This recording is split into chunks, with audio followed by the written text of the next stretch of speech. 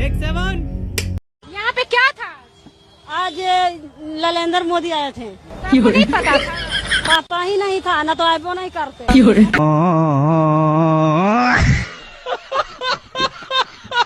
प्रधानमंत्री न्यूज की बात चला गलतियाँ फौरन बंद हो जाए। मैं आपको बताती हूँ, चलिए आज शुरुआत जरा नोट बाबू से की जाए। ठीक है समरिया। प्रणाम करेंगे हम नोट बाबू को। तो प्रियंका गांधी शिक्षा की बात कर रही थी, क्या कह रही थी?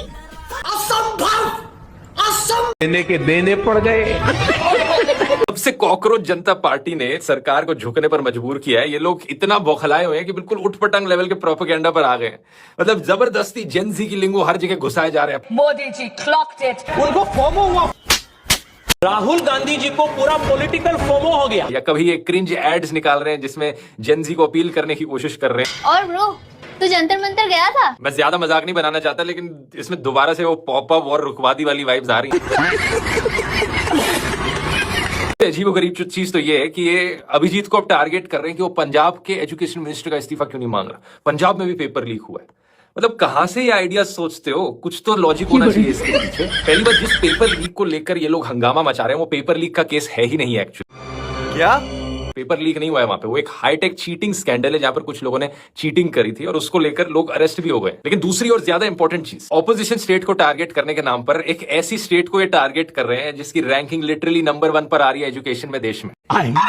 मजाक नहीं कर रहा। यूनियन सरकार और एनसीईआरटी का खुद का असेसमेंट है परख राष्ट्रीय सर्वेक्षण असेसमेंट, जिसमें नंबर 1 पर रैंक किया गया पंजाब को ग्रेड 3 और ग्रेड 9 में, और ग्रेड 6 में नंबर 2 पे है केरला के बाद। इसके अलावा एजुकेशन मिनिस्ट्री का खुद का एक परफॉर्मेंस ग्रेडिंग इंडेक्स है स्कूल एजुकेशन के मामले में। यहां पर भी पंजाब नंबर 1 रैंक पर आ रहा है। इतना ही नहीं, पंजाब में अब कंप्यूटर फैसिलिटी स्कूलों में 99% पर पहुंच चुकी है और 80% से ज्यादा स्कूलों में अब फंक्शनल स्मार्ट क्लासरूम्स आ गए हैं। ये नक्शे में देखकर बाकी स्टेट से कंपेयर करो क्या हालत है। ये कैसे हो गया? और ये सारे मैप्स और रिपोर्ट्स आपको नीति आयोग की खुद की वेबसाइट पर मिल जाएंगी। ऐसा नहीं है कि पंजाब सरकार ने खुद से अपनी तारीफ करी है, ये सेंटर गवर्नमेंट की रिपोर्ट्स हैं। पंजाब की सरकार इतना अच्छा काम कर रही है एजुकेशन में कि वहां की टीचर्स को फिनलैंड और सिंगापुर भेजा जा रहा है ट्रेनिंग के लिए। तो मतलब अगर किसी ऑपोजिशन स्टेट को टारगेट ही करना था तो थोड़ा लॉजिक लगा के कोई बेहतर स्टेट चुन लेते टारगेट करने के लिए। यहां पर भी मतलब अपने दिमाग का यूज नहीं करना इन अंधभक्तों को। सही पकड़े हैं। दिल्ली की सरकार 2 लाख करोड़ के कोयले खा गई। 2 लाख करोड़ के कोयले।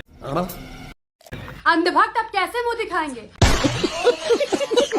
इसी मनमोहन सिंह को बदनाम करने के लिए इन बीजेपी वालों ने कोई कसर नहीं छोड़ी। बात तो सही है। डॉक्टर साहब के लिए क्या कुछ नहीं कहा? अच्छा बात नहीं है। जब मनमोहन सिंह इस दुनिया में नहीं है, लेकिन ये खबर इस बात का सबूत है कि वो कितने ईमानदार थे। आज कोयला घोटाला मामले में मनमोहन सिंह को क्लीन चिट मिल गई है। वैसे सीबीआई ने 2014 में ही केस बंद कर दिया था। बात तो सही है। लेकिन बीजेपी वाले मानने को तैयार ही नहीं थे। फिर मामला सुप्रीम कोर्ट गया और अब 29 जुलाई को सुप्रीम कोर्ट ने भी कह दिया है कि मनमोहन सिंह के खिलाफ कथित कोयला घोटाले में पर्याप्त सबूत नहीं। इसी तरह 2G स्पेक्ट्रम मामले में भी 2017 में सीबीआई ने सभी आरोपों से बरी कर दिया था। मतलब जिन घोटालों के नाम पर कांग्रेस की सरकार गिराई उसमें दोषी सिद्ध नहीं हो पाए हैं। हम मोदी फैन नहीं है, हम मोदी के भक्त हैं, ठीक है? आएगा तो मोदी। अच्छा पेपर तो छोड़िए, मूर्ति भी लीक हो गई। बारिश में भीगते भीगते अटल बिहारी वाजपेयी जी की मूर्ति तांबे से सीमेंट में बदल गई। ये तो लेटेस्ट न्यूज है। पूर्व प्रधानमंत्री मनमोहन सिंह को कोयला ब्लॉक घोटाले में क्लीन चिट दे दी है। ये बात तो आप सबने सुनी होगी। या। लेकिन क्या आपको पता है नरेंद्र मोदी के साथ मनमोहन सिंह पर और किन किन लोगों ने आरोप लगाए थे? एक पूरी लिस्ट है मेरे पास, नाम पढ़ देता हूँ। अक्षय कुमार, जूही चावला, अमिताभ बच्चन, अनुपम खेर, मनोज जोशी, अंजना ओम कश्यप, सुधीर चौधरी और बाबा रामदेव। भगवान से डर। क्या ये सारे के सारे लोग आज मनमोहन सिंह से माफी मांगेंगे? एक ट्वीट करेंगे ये बात कहकर कि हम लोग गलत थे, हमने गलत आदमी पर गलत इल्जाम लगाया। क्या बात है सर, क्या बात है सर। सारे के सारे अव्वल दर्जे के बेशरम आदमी हैं। ये उस समय भी बिकाऊ थे और ये आज भी बिकाऊ हैं। और जैसा कि मनमोहन सिंह ने खुद कहा था कि history will be kinder to me, ऐसा आज हमें नजर भी आ रहा है। सही बात है कि मोदी जी और बीजेपी, चाहे बीजेपी के लोग हमारे हैं, तो ये उसका भ्रम है। और ये भ्रम कैसे है, अभी 2 मिनट में मैं दूर कर देता हूँ। अटल जी की मूर्ति लगी है। मूर्ति बताई गई तांबे की और पहली बार इसने ही पोल खोल दिया सीमेंट की।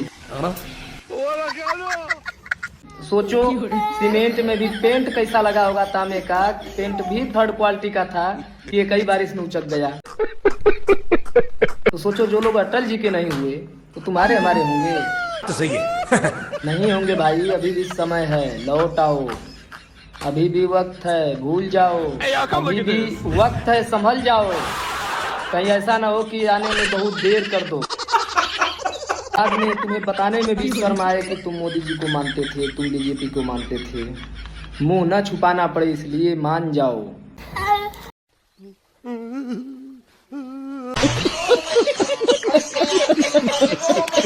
दोस्तों, पटना में जो मंदिर बन रहा है हमारे प्रभु मोदी जी का, वहाँ पर मोदी जी स्वयं विराजमान होंगे या उनका पुतला लगाया जाएगा?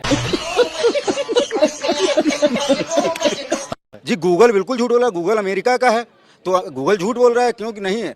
रुपया अपनी जगह स्थिर है, रुपये की कीमत बढ़ती जा रही है। देख नहीं ना कि $1 में 95 रुपये आ रहे हैं। समझो ज्यादा 95 कि 60 ज्यादा है? बताइए क्या ज्यादा है? 95 ज्यादा है ना, तो इसका मतलब रुपए की कीमत बढ़ रही है। कौन सी क्लास में पढ़ाई करते हैं? मैं मोदी जी की इंटायर पॉलिटिकल साइंस वाली डिग्री कर रहा हूँ। इंटायर पॉलिटिकल साइंस क्या है? जिसमें मोदी जी ने डिग्री लिया। अकेले व्यक्ति है, मैं दूसरा व्यक्ति बनूंगा, उसी में डिग्री ले रहा हूँ। पीएम बनेंगे? नहीं, मैं पीएम नहीं बनूंगा, मैं पीएम से भी ज्यादा बड़ा बनूंगा। राष्ट्रपति बन जाएंगे? जी। भी 3 काम बचे इस सरकार में। खूब कागज ढूंढो, खूब लाइन ढूंढो। लाइन में लगे आप एक बार? नहीं, मैं भी आपको बता क्या रहा हूँ कि सिलेंडर लेकर 2 सिलेंडर लेके आ रहा हूँ। लाइन लगी नहीं थी, मैं गया पुलिस प्रोटोकॉल से लेके जाए कि नहीं, अरे 2 सिलेंडर लेके जाओ, कोई कमी नहीं। 1 मांगा 2 दिया, कोई कमी नहीं सिलेंडर की। अभी और सुनिए। जब से मेरे कुत्ते को पता चला कि हमारा नेक्स्ट सीएम कॉकरोच बनने वाला है, नशे पे नशे किए जा रहे हैं।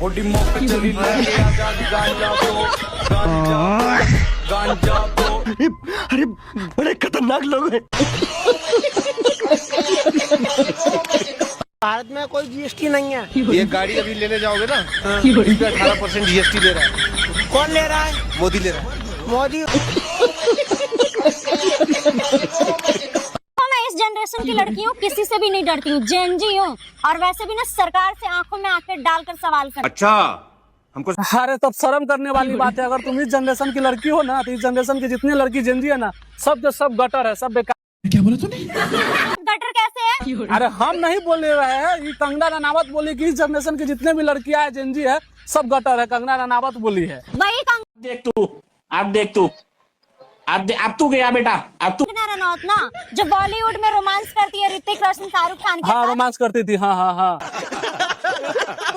कंगना रनौत ना, जिसको 2014 के बाद आजादी मिली है, जो बीजेपी की सांसद है। हाँ, वही कंगना रनावत, जिसको कुछ दिन पहले एयरपोर्ट पे एक महिला थी, वही कंगना रनावत। अरे वही कंगना रनौत का ना मानसिक स्थिति खराब हो चुका है। और वैसे भी वो भी इसी जनरेशन की महिला है, तो क्या वो भी गटर हुई? वो है कला कि किचरे में ना कमल खिलता है, तो